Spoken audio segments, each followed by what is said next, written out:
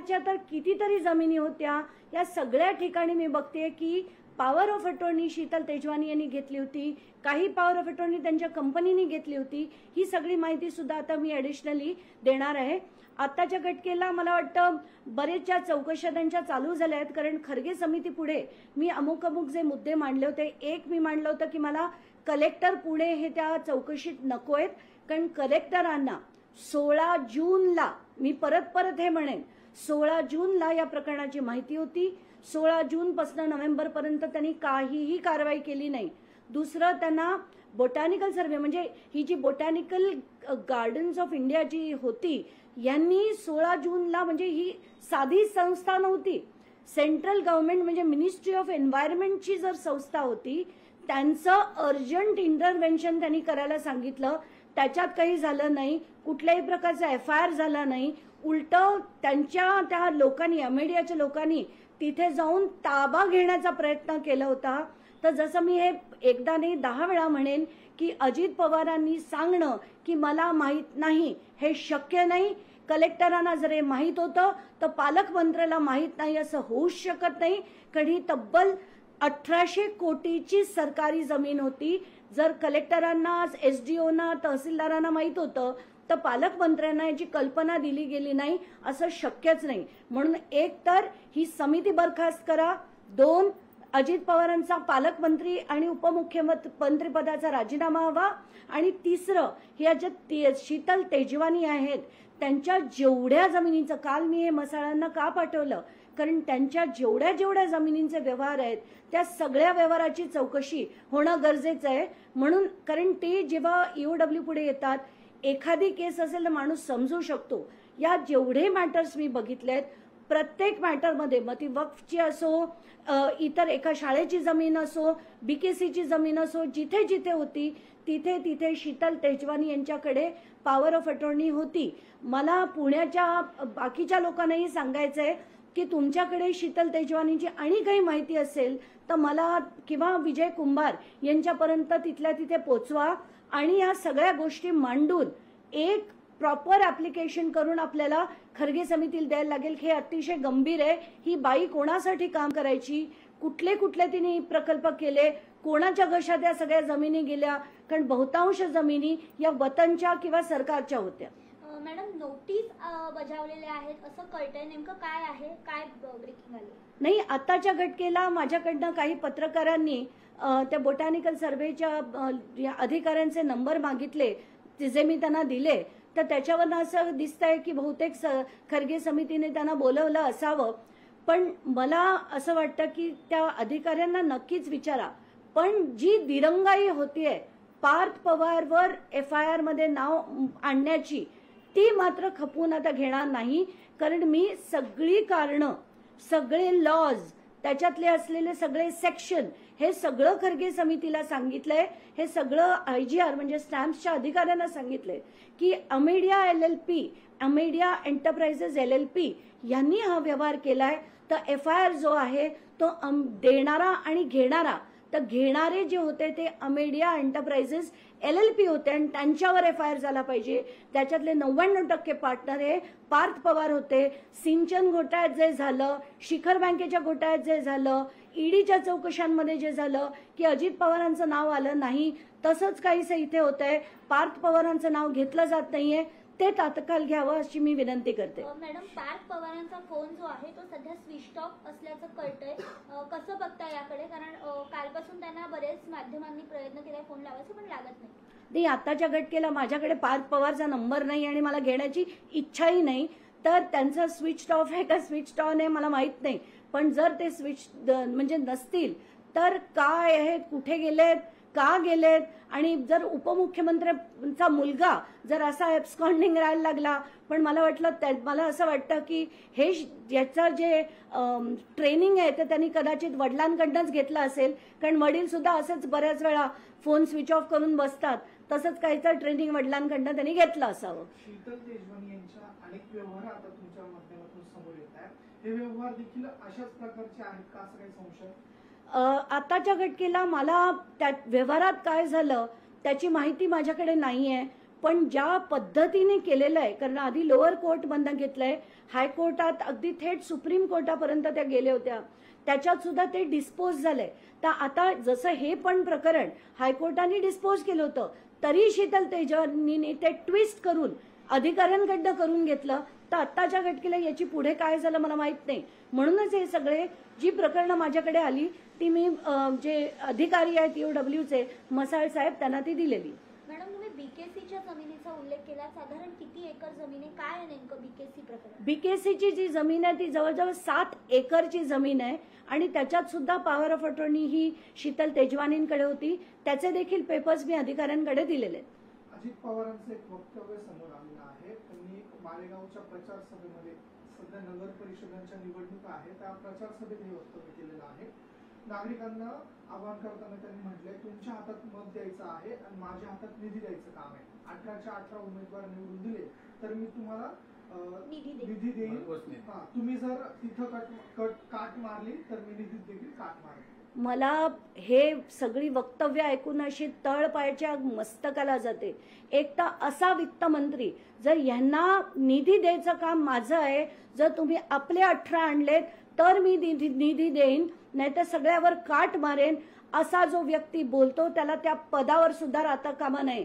आत्ताच्या घटकेला मी त्यांचं आणि एक वक्तव्य ऐकलं होतं. त्यांनी असं म्हटलं होतं की ज्यांना राजकारण करायचं त्यांनी कंत्राटदारी करू नये आणि ज्यांना कंत्राटदार व्हायचंय त्यांनी राजकारण करू नये. आणि त्यात बोलता बोलता ते म्हणाले की जी कामं होतात त्याच्यातला एक कॉन्ट्रॅक्टर एक खत्री नावाचा, त्याची कामं बघा उत्कृष्ट कामं करतो. तर हा खत्री जर तो सिंचन घोटाळ्याच्या इनफेमस खत्री जो जेलमध्ये सुद्धा जाऊन आला होता त्याच्याबद्दल ते बोलत होते का, याचं स्पष्टीकरण त्यांनी द्यावं. कारण ह्या व्यक्तींनी अफाट पैसा सिंचनातनं कमवला, यांनाही खायला घातलाय, स्वतःही खाल्लाय आणि एवढंच नाही तर त्याच्यातनं अफाट प्रॉपर्टीज पूर्ण बांद्र्यामध्ये त्यांच्या मुलाच्या कंपनीच्या नावावर म्हणजे इंक इन्फ्रास्ट्रक्चरच्या नावावर बनवल्या गेल्या होत्या. या सगळ्या माहिती तेव्हाच्या काळी सुद्धा मी अँटी करप्शन ब्युरोला जेव्हा प्रवीण दीक्षितजी DG होते तेव्हा मी सगळी माहिती त्यांच्याकडे अगदी त्यांच्या असलेल्या गाड्यांसकट दिली होती. त्यांच्याकडे फरारी, बुकाटी जी गाड्यांची नावं आपण ऐकली, रॉल्स रॉयस, एक रॉल्स रॉयस तर पकडून पण दिली होती. या सगळ्या गाड्या कुठून येतात, हा सगळा आपल्या जनतेचा पैसा आहे. या गाड्यांचं रजिस्ट्रेशनचे सुद्धा 67 लाख रुपये या माणसांनी भरले नव्हते, ते दंड आम्ही लावून घेतले. किती लढायचं आणि ही सगळी मंडळी असे पैसेच खात राहणार. मला खरंच कळत नाही की आता महाराष्ट्राला ठिकाणावर आणण्यासाठी, कारण आत्ताच्या घटकेला जे 9,30,000 कोटीचं जे आत्ताचं डेट जे झालंय, कर्ज झालंय महाराष्ट्राच्या डोक्यावर, ते सगळं या लोकांकडे सगळं. आणि या लोकांना ज्या दिवशी शिक्षा होऊन हे सगळा पैसा होईल ना, शून्य होईल हे कर्ज. आणि आत्ताच्या घटकेला हे जे वित्तमंत्री 10वी पास वित्तमंत्री आहेत ना महाराष्ट्राचे, ते अशा लोकांच्या डोक्यांनीच महाराष्ट्राची विल्हेवाट लागली. जामनगर नगर परिषदेमध्ये नगराध्यक्ष पदाचा मला आणि एक मुद्दा मांडायचा आहे. तो आहे की काल काही माध्यमांनी दाखवलं की महाराष्ट्रातलं आत्ताची गणितं म्हणजे भाजप काँग्रेस बरोबर जात आहे काही ठिकाणी आणि काँग्रेस यांच्याबरोबर जात आहे, हे त्यांच्याबरोबर जात आहेत. या सगळं ऐकून डोकं चक्रावलं की चाललंय काय, म्हणजे कुठे नेऊन ठेवला महाराष्ट्र माझा. प्रत्येक पक्षाशी 2-2 ठिकाणी 3-3 ठिकाणी जी समीकरणं दाखवली, याला लोकशाही कुठच्या अँगलने आपण म्हणू शकतो, कुठच्या अँगलनी हे लोकांची काही विचारधारा आहे, काही देशाला पुढे नेण्याची काही विचारधारा आहे, याच्यावरनं काहीच दिसत नाहीये. आत्ताच्या घटकेला हे सगळे बिझनेसमॅन पैसे कमवायला राजकारणात येत आहेत, एवढंच मला दिसतंय. जामनगर नगर परिषदेच्या नगराध्यक्ष पदाच्या उमेदवारी अर्ज भरताना गिरीश महाजन यांच्या कार्यकर्त्याकडून शरद पवार गटाच्या कार्यकर्त्याला उमेदवारी अर्ज मागे घेण्यासाठी धक्काबुक्की करण्यात आली, त्याला मारण्यात आलं. हे सर्व घडत असताना निवडणूक अधिकारी देखील तिथे होते, याकडे कसं पाहिलं? मला तर निवडणूक अधिकाऱ्यांना काय बोलावं हेच कळत नाहीये की जर गिरीश महाजनांच्या कार्यकर्त्यांनी निवडणूक हे तू मागे घे असं जर म्हटलं असेल तर याच्यापेक्षा शर्मेची बाब जास्त नाहीये. या गिरीश महाजनांना तर काय बोलावं खरंच कळत नाहीये.